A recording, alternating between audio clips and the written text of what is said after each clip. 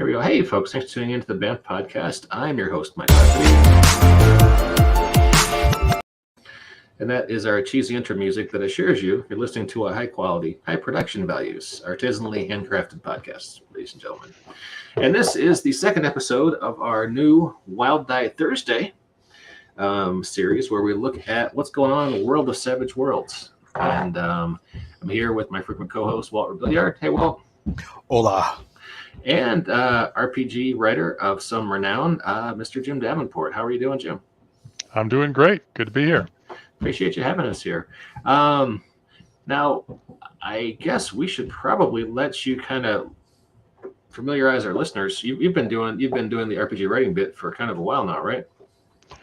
Yeah, I look back, and I guess the first one came out in 2004, 2005, when I got published, article published in a magazine about the TV show Firefly.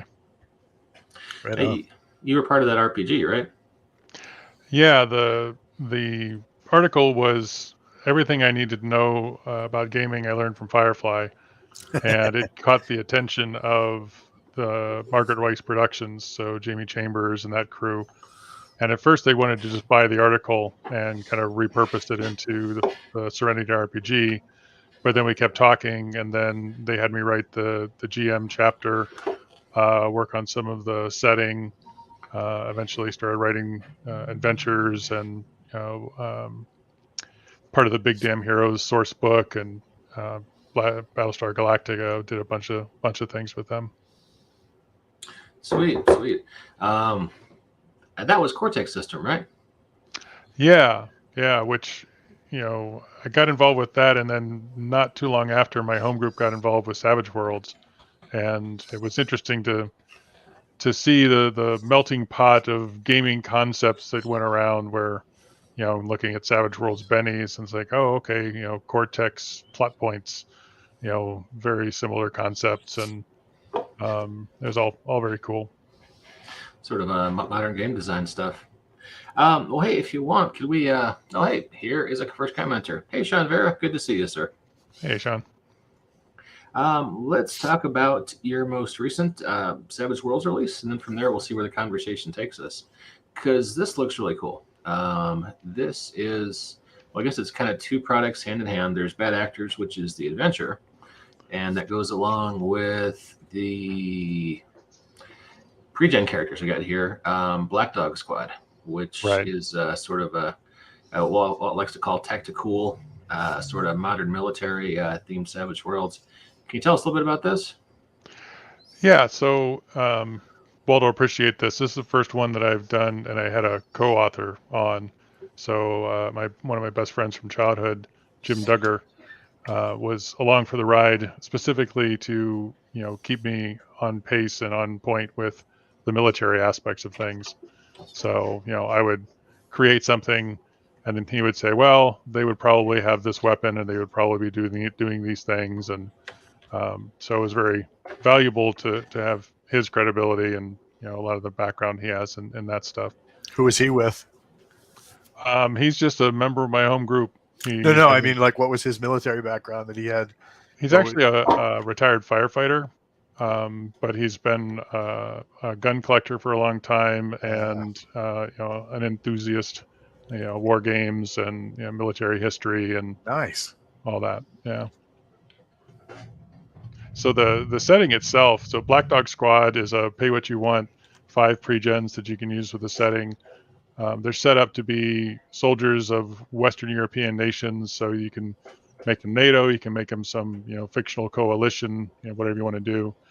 But the setting brings them into an unnamed South Asian country that rhymes with Afghanistan.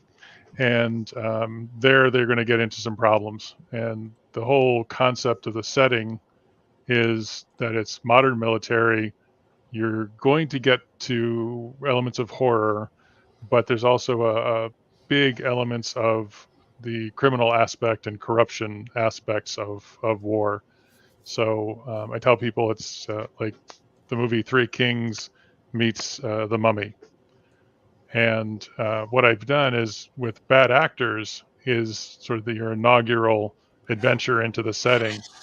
And my approach with horror is you have to set up the normal before you get to the supernatural.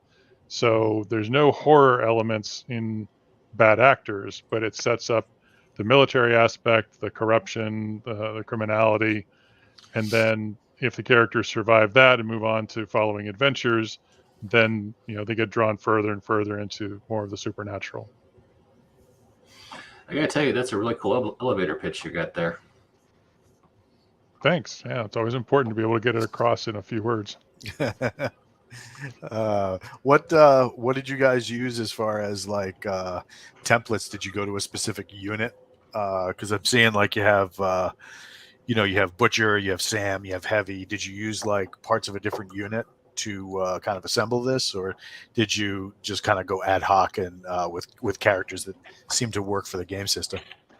More of the latter. I thought up. Actually, I had my friend Jim create the original characters. I gave him concepts, and then he did all the statting and equipping and determining, okay, what rank would they probably be, what kind of skills would they have that would be, fairly accurate to their background. So they weren't patterned off of, anything from reality. So they're more, gaming concepts of, the machine gunner, the leader, the sniper, the scout, the medic, type of a party breakdown. Gotcha. Cool. When is this? Is this already out, or is it coming out soon? It came out last week. And the print on demand of the adventure, the proof is actually on its way to my house at some point, hopefully soon. It's been ordered, so hopefully the POD will be available as well. Yeah, that's always an adventure. Yeah. One of the things I stretched myself a little bit on this one is I spent more time with the map, so I got a professional map guy, and included with the adventure is a zip file of all the maps for VTT purposes. So you've got all the tactical maps, the street, the higher level street map for chases, and Black Dog Squad comes with the graphic files for character portraits and character tokens. So trying to, whatever platform people want to use, hopefully they're better set up for it that way. Oh, hey, we just made a sale. Nice. Awesome. Sean's the man. Sean's good people. He comes on a bunch of the shows and either supports us or gives us crap. I can speak into English tonight. Nice. Hey, you had an article on Knights of the Dinner Table? Yeah, that's where that original article came out, and I've been writing for Knights of the Dinner Table ever since. I've got over 100 articles with them, and in fact, that Firefly article started the column that I write, Gaming the Movies, where each column, I'll take a movie or a TV show, sometimes even a comic book, and I'll say, hey, if you love this and you want to game it at your table, let's break it down. So as a GM, what are the tropes? What are the things you really need to pay attention to so your players really feel like they're playing this movie or they're in this setting or in this universe? And then I always try to add an original adventure concept to it, some advice on what kind of rule systems or what kind of rule subsystems you want to make sure you have. If it's heavy investigation or if it has to be highly accurate military or whatever, try to give you pointers on that. So yeah, the Knights of the Dinner Table people, Jolly and Barb and Dave, they're definitely good people, and been working with them for over 15 years now. Sweet.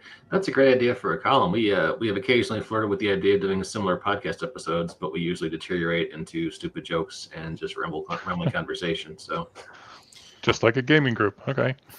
Exactly. So, well, that's pretty cool. So you've done a lot of stuff for Savage Worlds. Let me talk about. Well, maybe you can tell us about this character collection you put out. This looks pretty interesting.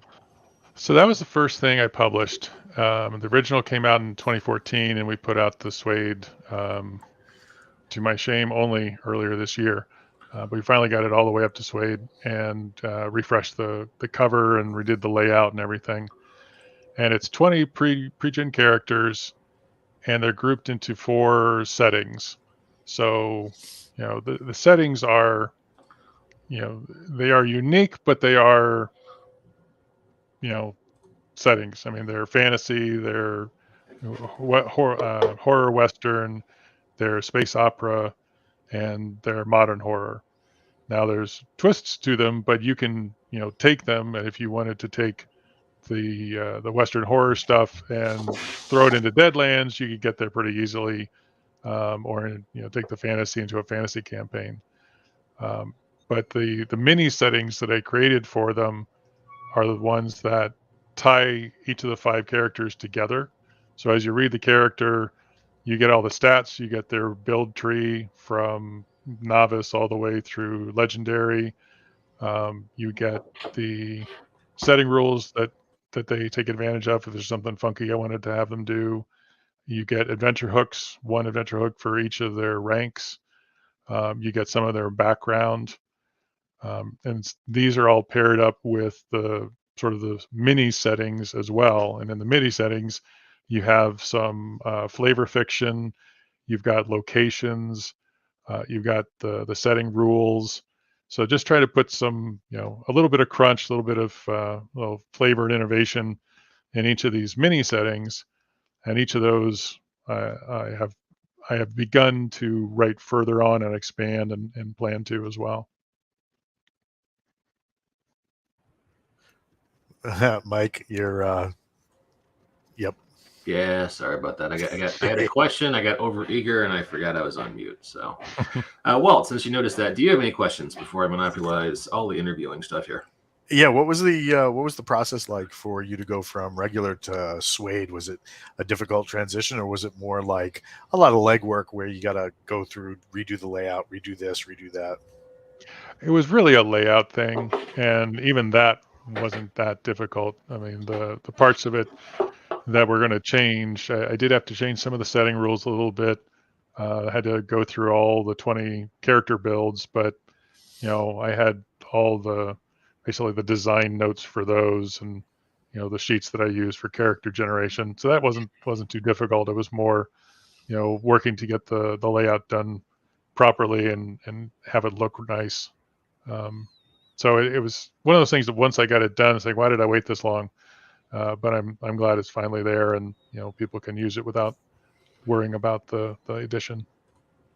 Well, it's kind of a. I know we were halfway into producing the After, which was a pretty thick book, and all of a sudden Yeah. they were like, "Oh, hey, guess what? Suede's coming out." So, Crap. Yeah. Oh my God, you've got the After. Wow. Yep, that's our book right there. Love it. I am going to. Oh, go ahead. Don't you love it when all the various dice slingers come together and it's like, well, I love you. Well, I love you too. The Mutual Admiration Society. Yes, everyone pat each other on the back. Mm-hmm. And if you want to check out more of Jim's stuff, Dragonlaird, LILAIRD, gaming.com. Got a banner there on the bottom of the screen. All kinds of cool stuff. Had a few other Suede products I wanted to ask you about. This looks really interesting. The Art of Negotiation. What can you tell us about this one? So that was the first thing that I tried after I'd done the Suede, the Savage Characters collection. This is the next thing I did. So it was a few years after the original one. And this came out of something I tried at the gaming table to try to make negotiations a little more interesting. So I ended up creating a little subsystem where you take and you're gaining so many number of tokens over rounds of negotiation, and it gives you options that make it more crunchy, like combat, rather than just a simple roll against each other. So there's different things that you can do. There's things you can do before you even get into the negotiation, like researching dirt on your opponent. There's things you can choose to do during it. You can choose to start lying and seeing if you get away with it. And as you go, the more tokens you have over the other person gives you leverage. So you can start to make them give you concessions or even do things that they may not want to do. So that just kind of created a whole thing where the adventure that we were doing was in one of these mini settings of mine called Dark Ages and Dragon Gods. So if you imagine it's late Roman Empire in a world similar to our own, but elves and dwarves and some other races are around as well. Roman Empire is going to fall to the Greeks, but then a dragon shows up and starts incinerating Greece, destroys their military, comes to Rome, mentions that it's a god and it's going to be taking over now, becomes the emperor of the Roman Draconic Empire, and now Rome thrives. So you have, I had adventures set in Rome in this setting, and at one point they got knocked to hell basically, and they had to try to get their way out. So they were negotiating with a demon to try to make this happen, and that was one of the ones where we were really testing the system out, because they weren't negotiating with one demon, they were negotiating with two. So you really showed the flexibility of being able to run two sets of these tokens against each other and drive results that allowed them to to get leverage on people and get what they wanted.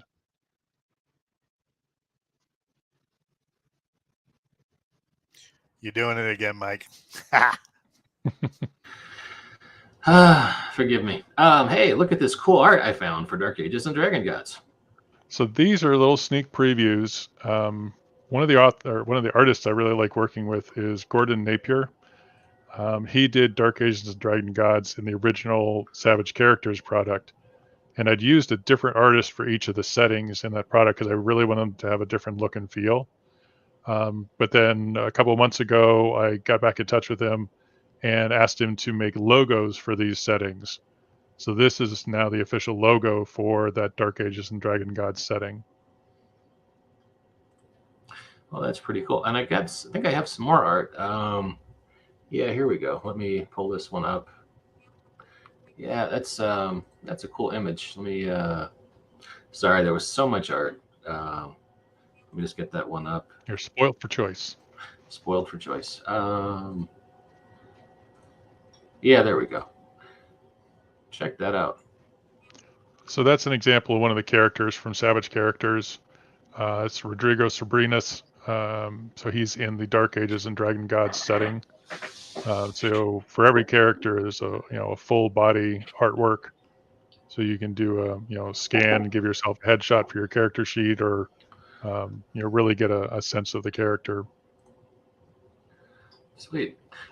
So these, if people are interested, it sounds like this is the Savage Characters is where to find out more about these settings. Are you going to be delving deeper into them in future releases? Yeah, I've started in some ways, but what I'd like to do next is really take it up one more notch and actually do jump starts for each of them. So I've already revealed some of the Savage or some of the setting rules for each one of them, but it's not all the setting rules for each one of them. So I need to take what was in Savage Characters, move it up a notch, a little more filled out, and do a nice jump start for each one of them. What you're showing here now, Colonel Bull's Body, this is a full-blown adventure that I wrote for the Six Guns and Ghostlands setting from that original Savage Characters. So I have an adventure planned for each of those settings, and this is the first one that got out the gate.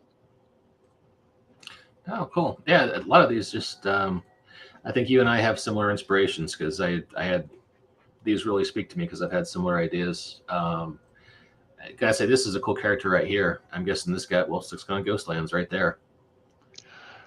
Yeah, the origin of Savage Characters came from my neighbor.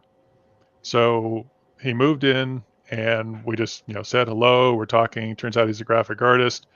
He showed me some of his work, and one of them was a bear with a revolver and a stance similar to this. It didn't work out for him to do the art. He didn't have the time, but he was the inspiration for the setting itself, because part of the setting of Six Gun and Ghostlands are awakened animals. So you have, there's an awakened bear, there's awakened crocodile characters in there. And, that kind of takes you down a whole nother twist on the genre. Cool, cool. One, I'm not on mute. Good. Sorry, Hey. I got paranoid. Yay. Tell us about Demon Streets and Made Men. So, I mean, we've all seen the crime movies, usually in the 70s or set in the 70s, where New York is, insanely corrupt. All the cops are corrupt. The judges are corrupt. And what I wanted to do is I had this image of, what if hell started to try to take over, and um, the only people around to stop it were the bad guys. So, a little bit of the necessary evil trope, but here it's the mobsters are the ones with the power and the guns, and they have to fight the worst evil of the demons that are trying to infiltrate it and take over the city. Cool, cool. I think I got two of the characters from that. Let me see. Oh, sorry, that's a Moon Knight meme. That is. Let me. It's good to know you always have the chambers loaded. Always, just in case it's appropriate. Okay, who is this guy who we're looking at here from Demon Streets and Made Men? So that is one of the characters from Savage Characters. He's the Wisp. And it's a good demonstration that some of the Savage characters are set up to be excellent villains rather than playable characters, although, you could decide to play them. The demons in Demon Streets and Made Men are brutal demons, mad demons, and I think the third was seductive demons.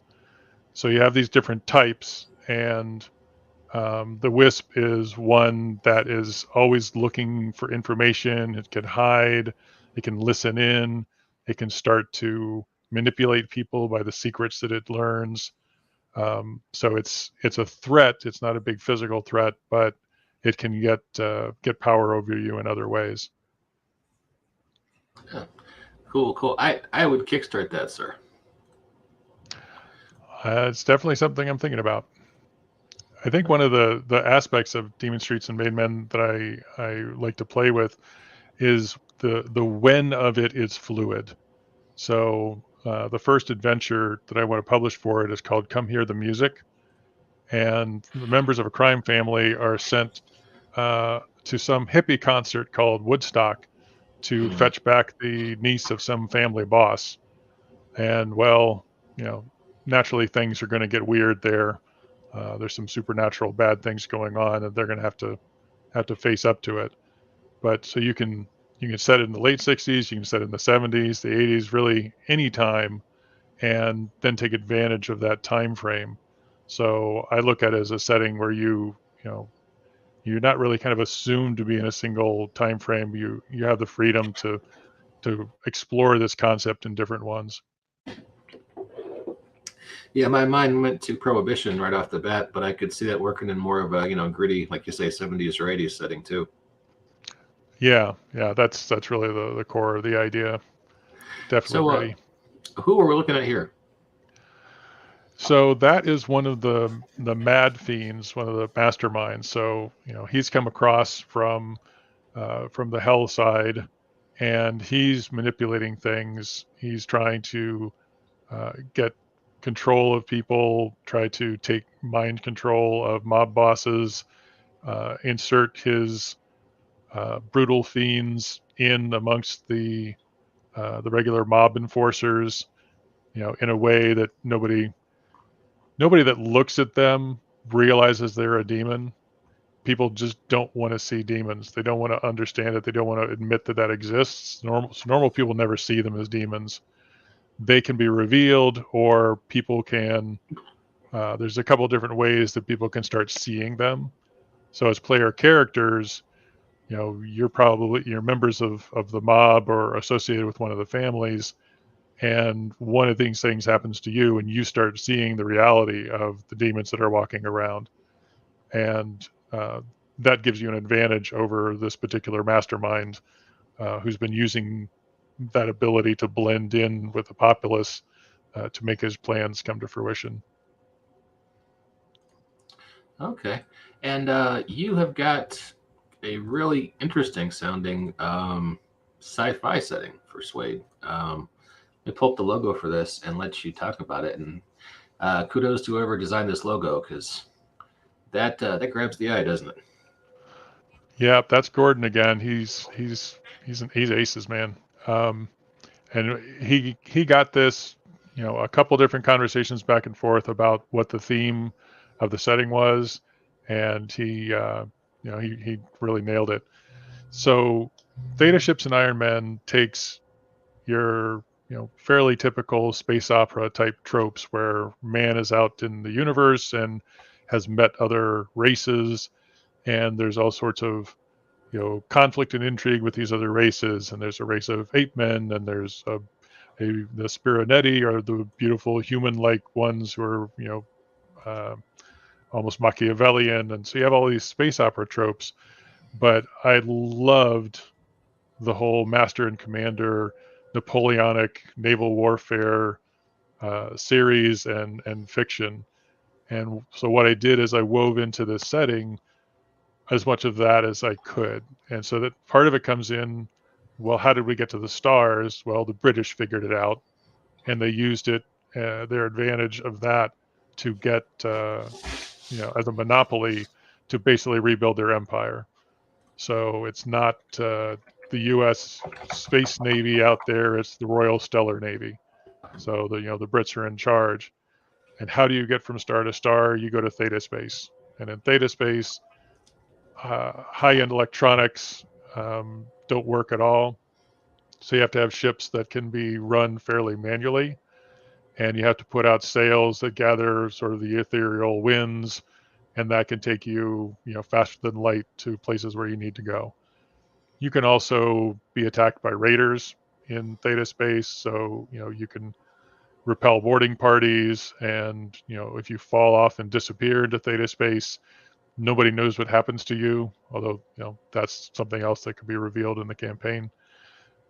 So you take those elements and you mix those with some of the the more space opera tropes of being able to run into different alien races and try to deal with them.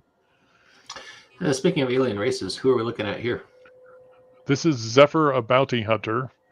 Um, there's a race that are just kind of the take on Saurians, but they can be quite quite different. A lot of different Saurians can look quite different from each other, and so he's one of the larger ones.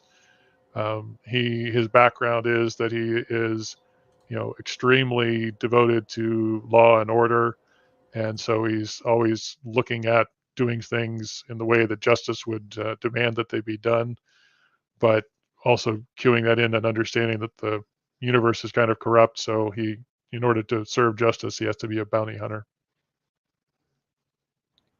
Cool, cool. Hey, you just got an embarrassment of riches here, sir. I could see any one of these being a really interesting setting book.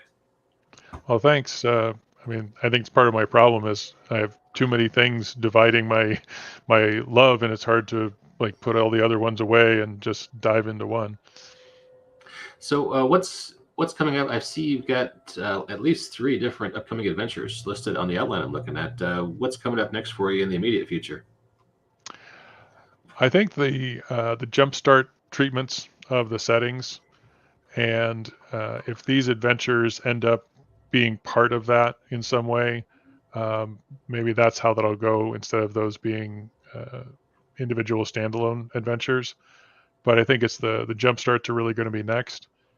But I have thought of what I consider to be sort of the iconic adventure concept to me as an anchor point as I continue to develop the setting concepts. Okay. And I guess I shared the setting image for the Black Dogs product without even realizing it. Once again, some cool Lego work, but that setting is called Unhallowed Dead and the Dogs of War. And once again, wow, that's a nice logo. Yep, another Gordon original. We'd had the idea of the ammunition can and something that would feel fairly modern, but also we played with a lot of different ways to bring the horror into it. And at one point we had like a skull in front of it, or a hand coming out of the case. And I think Gordon gave good advice. I mean, he said, less is more. If you just have the blood, that's going to be enough to signal people that something really bad is going on here. Hey, I'm talking to mute again. Forgive me. I would definitely agree. This is sort of in the model of Weird War, the Great War, Weird War, World War II. This almost seems like Weird War, Afghanistan. I think there can be some elements of that. I've played some of the Weird War adventures. I've had people GM me through them, but I've never read the source books. The only one that I did read was actually Tour of Darkness, which I have run some adventures in, and actually sold an adventure to Pinnacle called Welcome to the Nam, which they have sat in their hopper for some time. So I hope they at some point decide that that's something that they want to use. Although I know that Teller is kind of an unusual character to deal with from a publication perspective. Hey, Walt, I feel like I have been doing all the talking. Did you want to jump in and ask any questions or whatnot? If you want to create those ammo cans for real, let me know. We've been through the process twice. The company I work for, we do specialized ammo cans for different product lines.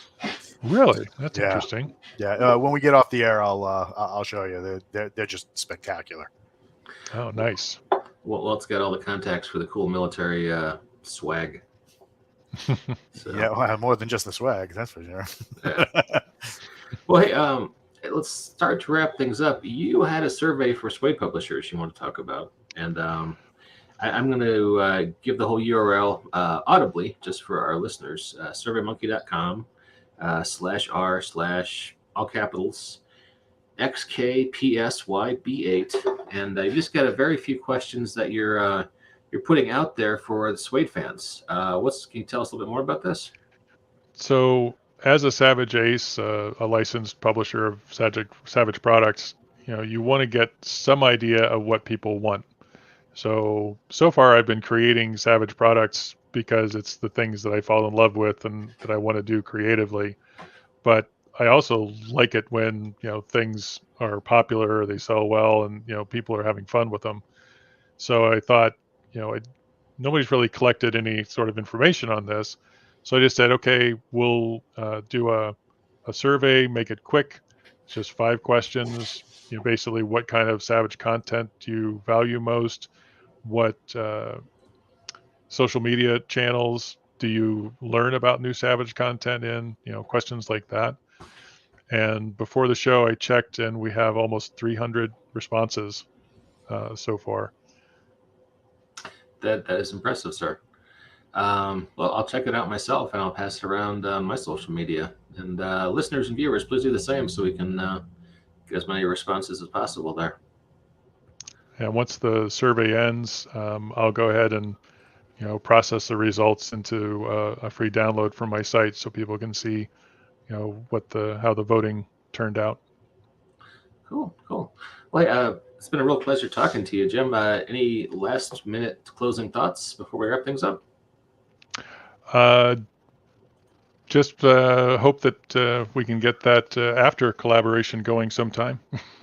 I know we've had a few conversations with John Gibbons, and we're excited about that too. So, and we've got another The After Kickstarter coming up. We get the air quotes in here soon. So right, another Tales from the Trail, right? Yeah, another Tales from the Trail. Just I think John's working on the cover right now, and we're just waiting for the right window that'll come up after Pinnacle wraps up their current Kickstarter, hopefully. So cool. Very soon. So, all right, well, Jim, nice talking to you. Walt, thanks for co-hosting, sir. Always a pleasure having you on. Cheers. Thanks, guys. And Cheers. We'll catch you all next time on the Banff Podcast.